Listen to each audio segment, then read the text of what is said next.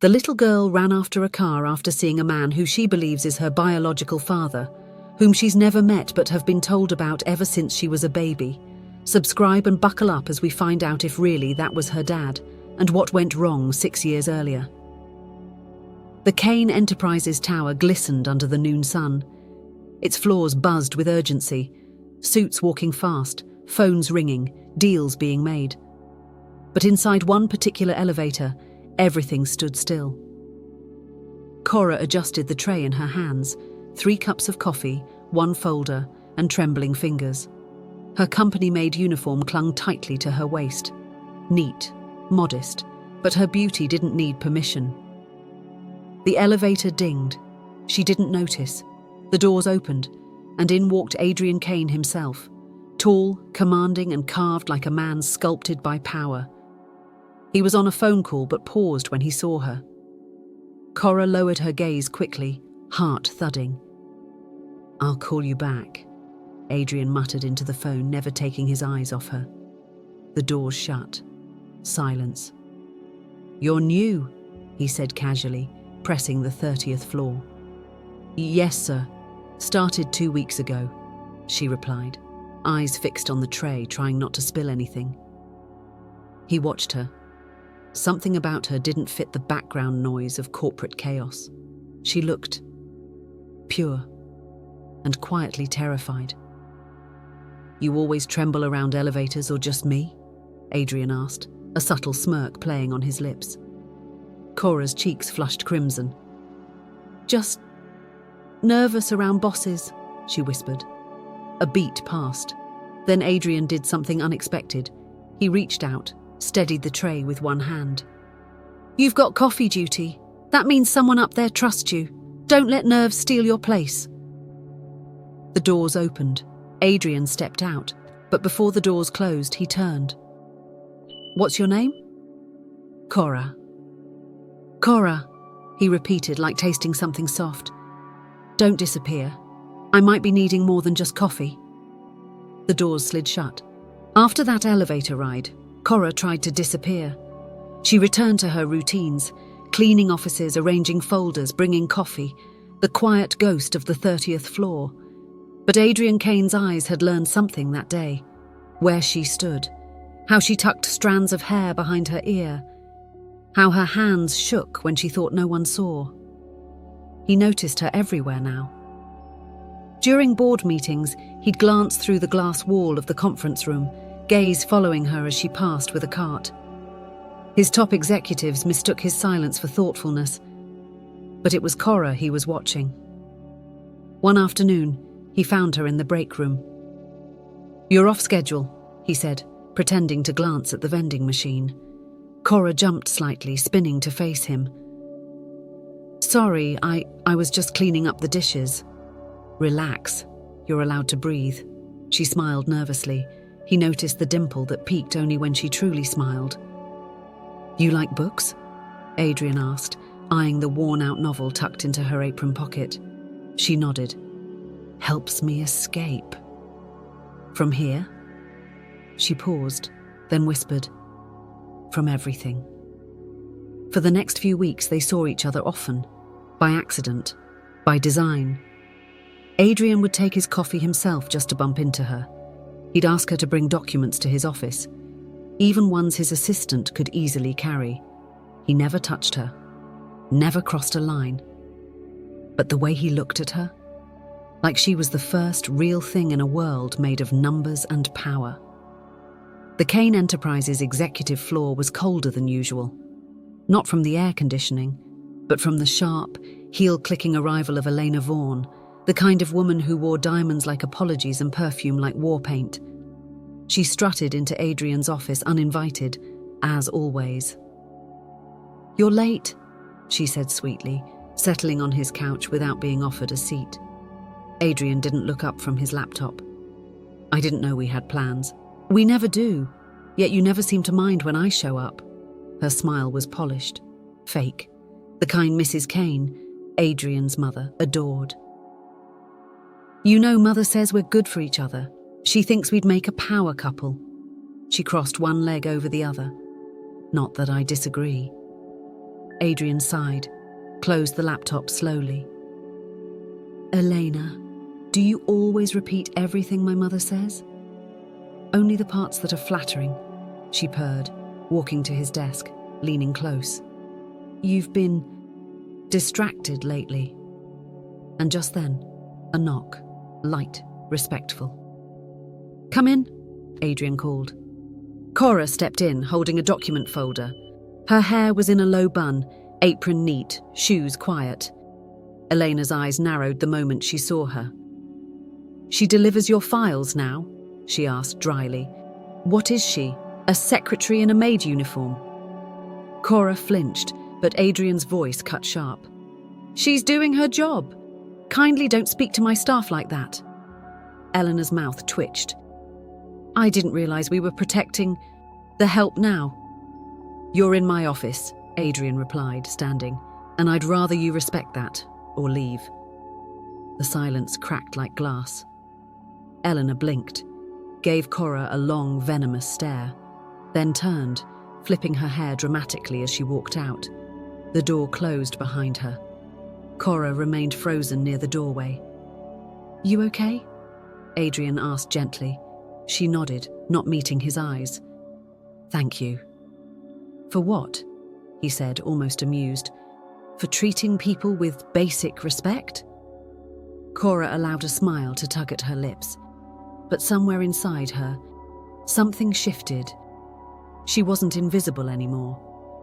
And that terrified her. It started with a simple sentence.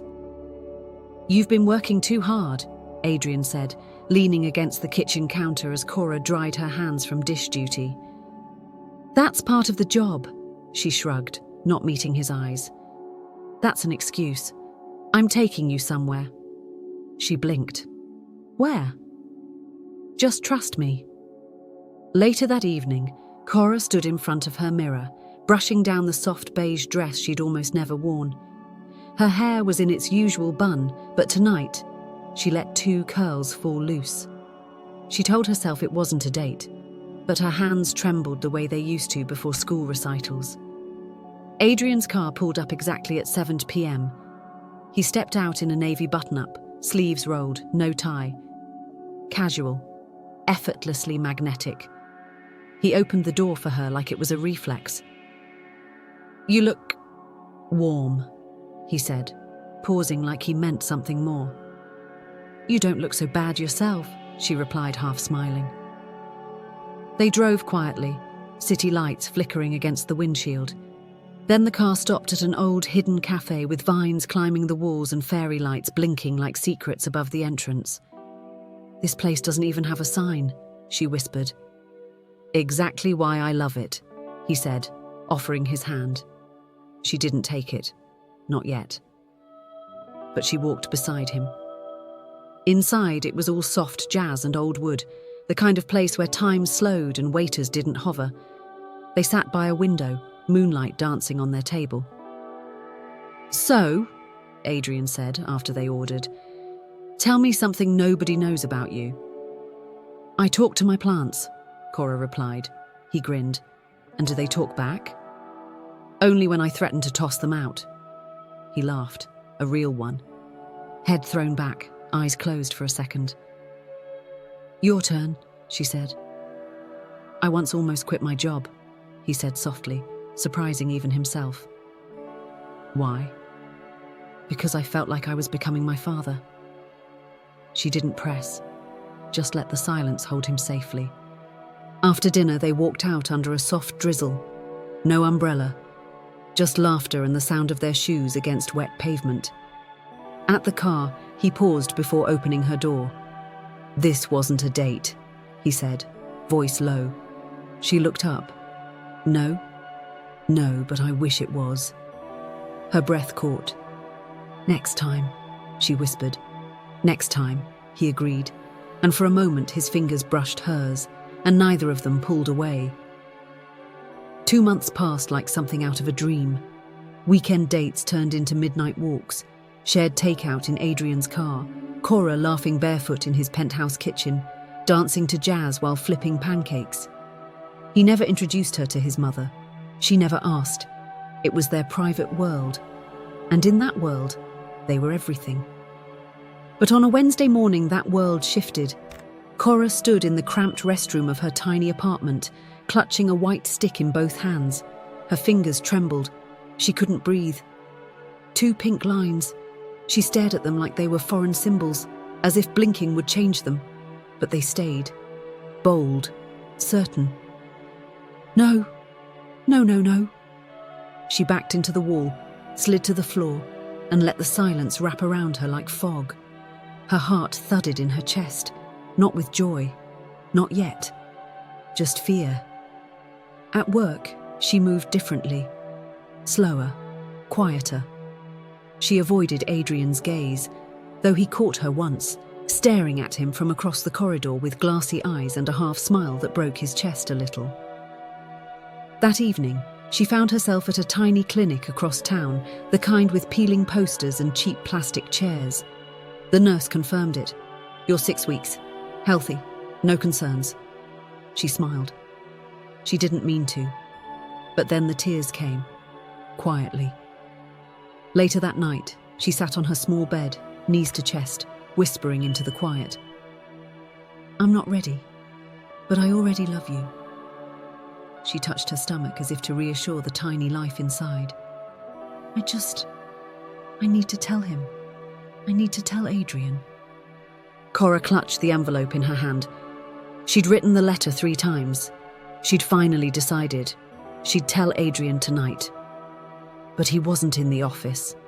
Mrs. Kane was, seated behind Adrian's desk like a queen on her throne, her red lips curled into a smile that didn't reach her eyes.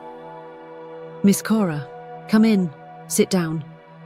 Cora hesitated, then obeyed. Her heart was pounding. "You've been spending a lot of time around my son. He's been kind to me," she said softly, hands folded in her lap. "Kindness can be dangerous when it's misunderstood." Then she dropped the first photo on the desk. A glossy image of Adrian, standing beside Eleanor, smiling. Another one, the 2 of them at a gala, Elena holding his arm. "They look good together, don't they?" Cora blinked, throat tightening. "He didn't tell you he's engaged?" Her world stilled. "They're announcing it next month," Mrs. Kane continued, rising to her feet. She walked around the desk, heels clicking slowly, then leaned in. "Now listen to me very carefully, girl. You are not going to trap my son, not with some accidental pregnancy or poor girl sob story." Cora froze. The envelope in her hand, the one she planned to give Adrian, crumpled beneath her fingers. I wasn't. "I know girls like you. Pretty face, soft voice, looking for a free ticket out of struggle. But let me promise you this." She reached into her purse and slid a check onto the desk. 6 zeros. "Leave, quietly, or I will make sure that child never knows peace, and neither will you." Cora stood slowly, her vision swimming. You think I want your money? I think you want to live. And right now, walking away is your only chance." That night, Cora didn't sleep. She packed her tiny suitcase with trembling hands. She touched every corner of Adrian's jacket before folding it away in a bag. She left the envelope with the letter under his office chair, just in case. Then she disappeared. By morning, Adrian returned from his business trip to a strangely quiet office. "Where's Cora?" he asked his assistant. She shrugged. "She didn't come in." He never saw the letter. Mrs. Kane had burned it before he ever arrived. Cora moved to a small town 4 hours away, with her savings, with her fear, with the growing bump beneath her clothes, and with a heart full of love and pain. 6 years later. The city hadn't changed. The buildings were still arrogant with glass. The traffic still roared with too many horns and not enough patience. But something had changed.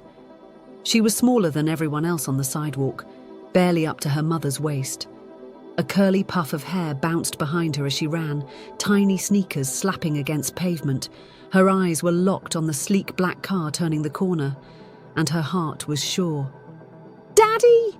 she shouted so loud people turned. "Wait! Daddy! The Rolls-Royce slowed just enough at the red light. Adrian looked out his window, just in time to see a little girl dart into the street, her pink backpack flapping and her arms wide open. Daddy, wait! His driver slammed the brakes. Adrian's heart skipped. He stepped out of the car in disbelief, the traffic honking around him now a distant sound. The girl stood still, breathing hard, eyes wide with hope. Adrian crouched. Sweetheart, are you okay? What's your name? She stared at him for a long, trembling second, then whispered, My name is Ariel. My mummy said, my daddy is tall and rich and looks just like you. He blinked. Time cracked. Ariel, he repeated.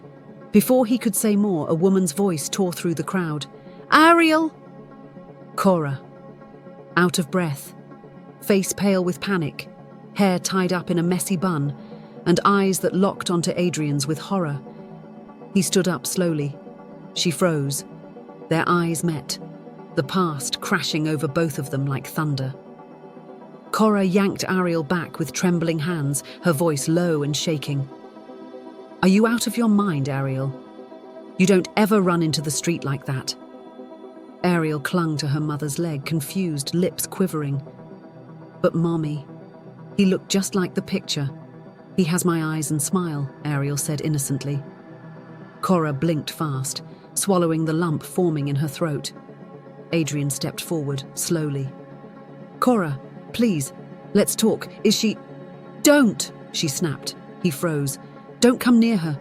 Don't say her name. People were watching now. Cora didn't care. She knelt beside Ariel and smoothed her hair down, trying to steady her own hands. It's okay, baby. We're going home.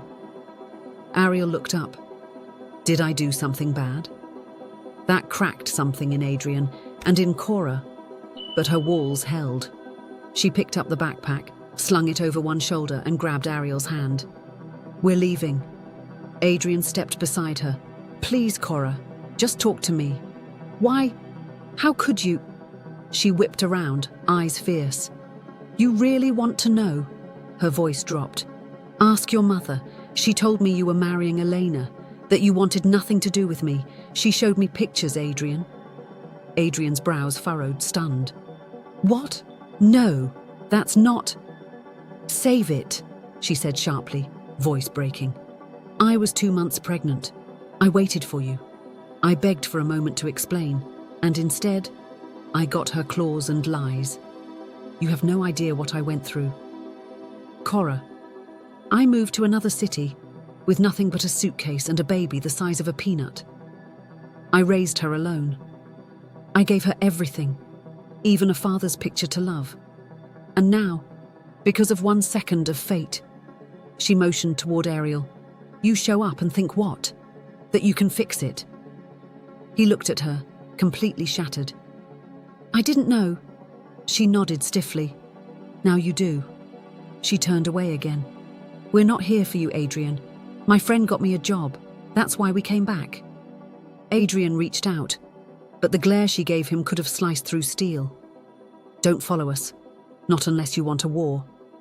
With that, she walked away, shoulders tight, Ariel's tiny hand wrapped in hers. And Adrian stood there, breathless, broken, watching the only 2 people that ever mattered walk away. Adrian hadn't moved in 15 minutes.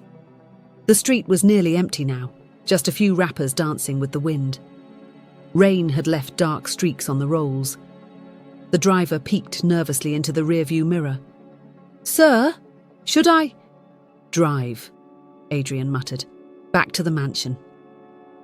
He didn't speak the entire way home, but his knuckles were white against his fists.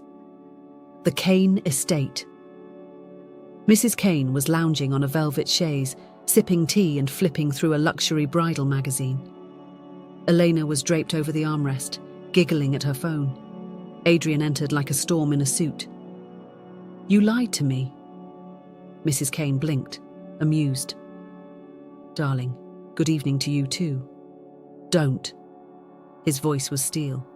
Cora, you told her I was engaged to Elena. You showed her pictures. You made her disappear. The room turned cold. Elena lowered her phone slowly.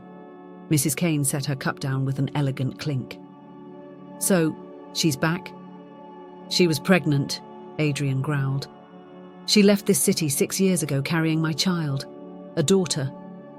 Mrs. Kane's brow twitched, but she masked it quickly. If she had really loved you, she wouldn't have left so easily. She was beneath you, Adrian. I did what was best for... For who? He snapped. For me? Or for your fantasy of controlling my life? She was a maid, she hissed. You were meant for women like Eleanor. Legacy, power. She was nothing. She was everything, and you knew it. He turned to Eleanor. And you, did you know? Eleanor's face twisted. She laughed nervously.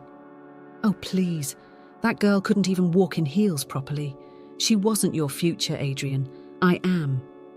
You never were, he said coldly. Then to both of them, with a voice like thunder, you stole my family. Now I'm taking it back. And with that, he walked out. Cora didn't mean to open the door. She'd told herself she wouldn't. She swore she wouldn't. But then Ariel asked her again, voice trembling with hope. What if Daddy doesn't know he hurt you, Mummy? Can't we tell him now? And something in Cora just gave way. The knock came. 3 soft taps. When she opened the door, Adrian stood there. Again. But this time she didn't throw him off the porch. She stepped aside. 5 minutes, she said. No begging, no excuses. Say what you came to say, and then leave. Adrian stepped in, almost afraid to breathe. The air between them was thick with everything unsaid. Ariel was sitting cross-legged on the couch, her tiny hands pressed to her knees like she was at a school presentation. Hi, she said. Mommy said you could talk to us. Adrian nodded, kneeling to her level. I'm sorry, baby, I didn't know. If I had. You left, Mommy, she whispered, voice soft. She cried a lot. He turned to Cora, tears brimming. I didn't leave her. I searched for her. I tore through every file, every employee list for months. I didn't stop dreaming of her. I just didn't know your mother had already buried me, Cora finished, arms crossed, eyes cold. Told me you were marrying someone else, that I was nothing, that if I didn't disappear, she'd ruin me. Adrian looked like someone punched the air out of him. She said that to you? With proof. Fake or not, it worked. Ariel glanced between them, then slowly reached out her hand and touched Adrian's. Did you love Mommy? She asked. He stared at Cora as if she was the only thing that ever mattered. I never stopped. Silence. Cora closed her eyes for a long moment. When she opened them, her voice was hoarse. She deserves the truth, so you can come by. Once a week. For her. Not me. I'll take it, Adrian said immediately. But don't think this means I've forgiven you, she added sharply. I know. Ariel smiled faintly and scooted closer to Adrian. And for the first time in 6 years, Cora didn't feel like she was carrying the world alone. Just broken pieces, slowly shifting into place. Adrian didn't miss a single Thursday. He came just after 5 p.m., never too early to intrude, never too late to disappoint. Each visit was the same, a knock, a deep breath, and Ariel launching herself into his arms like she'd waited all week just to smile that big. At first, Cora would watch from the kitchen, arms folded, lips pressed tight, while Adrian and Ariel coloured or played puzzles or read stories on the floor. But then, one evening, she came over to hand them both cookies. Another night she stayed a little longer in the living room, scrolling silently on her phone. Then, the 4th week, Ariel shouted, Mommy, come cook with us. Daddy's helping. Cora raised a brow but followed. She found Adrian in an apron, chopping vegetables like he'd done it 100 times. He was awful at it. Knuckles too stiff, slices uneven. That knife is weeping, she said. I'm trying, he muttered. Ariel giggled. That night they ate spaghetti, and for the first time Ariel's laughter and Cora's smile happened in the same moment. The visits grew brighter. Adrian started bringing little gifts, never flashy, a pink sketchbook for Ariel, a wooden spoon set Cora once said she liked in passing. He fixed the leaky faucet without asking, cleaned the gutters, changed a flickering light bulb. He didn't try to win her. He just showed up, again and again, until one quiet night while folding laundry, Cora caught herself wondering what kind of dad jokes he'd make if they were all under one roof again. It scared her, but it also warmed her. The fifth Thursday visit stretched longer than usual. Ariel had fallen asleep mid-cartoon, curled into Adrian's lap, her tiny hand still clutching his shirt. Cora came in with a folded blanket, pausing when she saw the peaceful scene. "She never sleeps early," she whispered. Adrian looked up, his voice low. "Guess I bored her into it." Cora smiled, soft, reluctant, but real. She laid the blanket over Ariel, then sat beside him on the couch. Close, but not too close. They didn't speak for a while. The TV glowed faintly, filling the silence with the lull of some animated lullaby. Adrian tilted his head toward her, careful, unsure. "Thank you," he said suddenly, "for not shutting me out completely." Cora blinked at him, then gave a tired laugh. "I tried." Their eyes met. That familiar warmth flickered there, like embers that had refused to die. His fingers brushed against hers on the cushion. Tentative. Testing. She didn't pull away. Instead, she turned her palm over, their fingers intertwining slowly. "We were good once," he said quietly. "We were beautiful," she replied, "until we weren't." He leaned in just a little, close enough to feel her breath. "I never stopped looking for you." Her lashes fluttered, something trembling in her throat. "And I never stopped showing Ariel your photo." Silence. Then she leaned her head gently onto his shoulder. He exhaled, like he'd been holding his breath for years. Her hand rested on his chest, softly at first, then steady. Their bodies didn't move, but everything shifted. Later that night, as he rose to leave, she walked him to the door, eyes softer than they'd ever been. "Come earlier next Thursday," she whispered. "I'll make dinner." It's been months of slow, beautiful bonding between the three.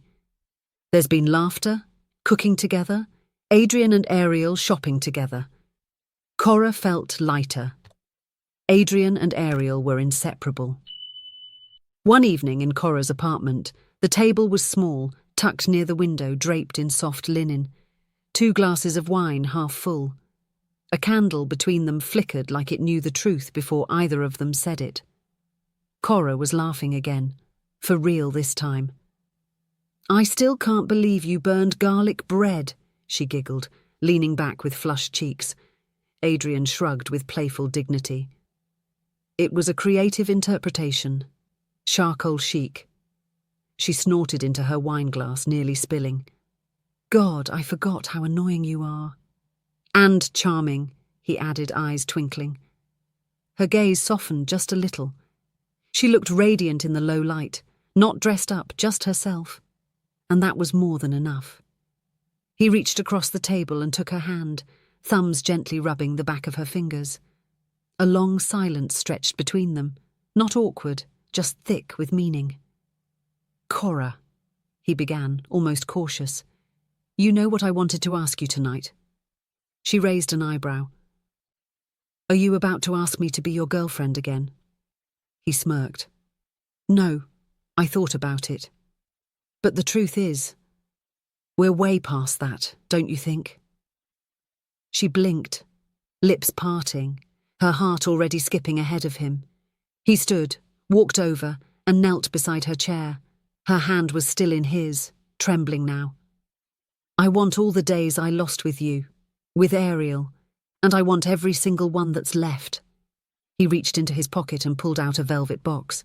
Inside, a simple, elegant ring, the kind that didn't scream wealth but whispered forever. "Cora," he said gently, "marry me." Her eyes filled instantly, lips trembling. "Adrian, You don't have to answer now, he whispered. You can throw this at me, cry, run upstairs. I'll still love you. She didn't do any of those. Instead, she leaned down, kissed him. Soft, slow, like forgiveness wrapped in hope. Then she pulled back and whispered, I don't need time. I've waited 6 years.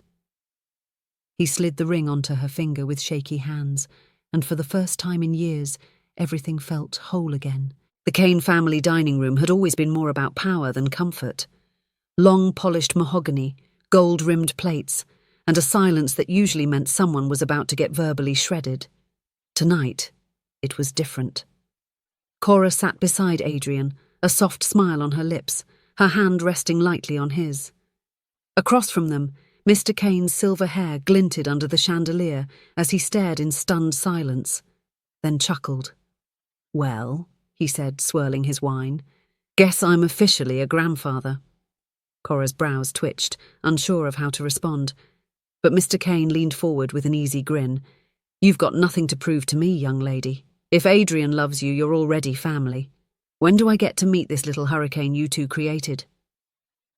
Cora let out a breath she didn't realize she was holding. Soon, sir. She'd love you. Before Mr. Kane could reply, a sharp voice sliced through the warmth like a blade. Absolutely not. Mrs. Kane stood at the far end of the table, arms crossed, lips curled in disgust. This is madness. You bring that woman back into our lives after she vanished without a word. She tricked you, Adrian. She's nothing but a... Enough! Adrian's voice wasn't loud, but it shook the room. He rose slowly, placing his napkin on the table like he was done playing polite. Let me make something very clear, Mother. You will respect Cora, and you will respect our daughter. Our? She sneered. You're sure she's even... Don't. His eyes darkened. Don't even finish that sentence. You know what you did. The lies, the threats. You tried to tear us apart once. I won't let you do it again. Mrs. Kane's face paled, but she stood her ground. You're choosing her over your family? She is my family. He turned to Cora, taking her hand, then looked back to his mother. You hurt them, or try to manipulate anything ever again, and I swear even your name won't protect you. You'll be done, Mother.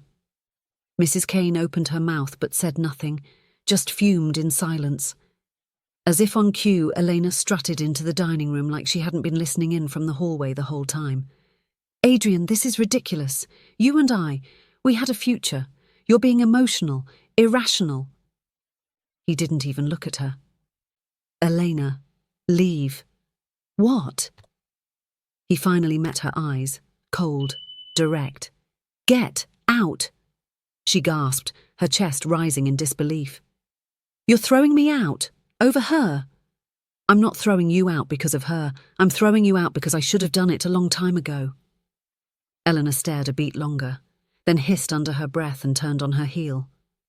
Silence returned to the table. Mr. Kane cleared his throat, breaking the tension. Well, that was refreshing. He raised his glass with a grin. To new beginnings. Adrian clinked his glass with his father's. To family. Cora glanced down at the ring on her finger, and for the first time in 6 years, felt completely seen. It wasn't the grand hall Adrian's parents had always imagined for his wedding. It was better. A hidden garden nestled in the heart of the city, wildflowers blooming, fairy lights draped across old trees, sunlight kissing everything golden. No rows of stiff guests, just those who mattered. Those who had stayed. Those who believed. Ariel stood between her parents in a custom white dress with baby pink ribbons and a flower crown slightly crooked from too much twirling. She kept checking her tiny bracelet, one Adrian had given her the day before with a note. From the first second you called me Daddy, I knew I had to earn the rest of your life. Now, soft music played as guests turned to see Cora appear from behind the veil of ivy. She didn't need diamonds or silk to shine. She wore grace, memories, and a kind of smile that only comes after surviving heartbreak and still choosing love. Adrian swallowed hard. For a moment, everything else blurred, and just her, walking slowly toward him, toward them, her eyes fixed on his. Ariel slipped her hand into his and whispered, "Daddy, she looks like a princess." He nodded, still breathless. "That's because she is." As Cora reached the altar, Adrian stepped forward. No long speeches, no crowd-pleasing vows, just his hands cupping hers, steady, full of love. "I thought I'd lost you forever," he whispered. "You didn't," she whispered back, tears in her eyes. "You just had to find me again." They made their vows beneath that soft canopy of trees, laughter blending with teary eyes, Ariel's small hands clapping when they kissed. And somewhere between that kiss and the cheers that followed, the past melted away. Later, during the evening dance, Ariel stood on Adrian's shoes as they swayed to slow music. "Will you always be my daddy now?" she asked sleepily. He bent and kissed her forehead. "For the rest of my life, baby girl." Cora watched them from the side, hand resting gently over her heart. No longer broken, no longer hiding,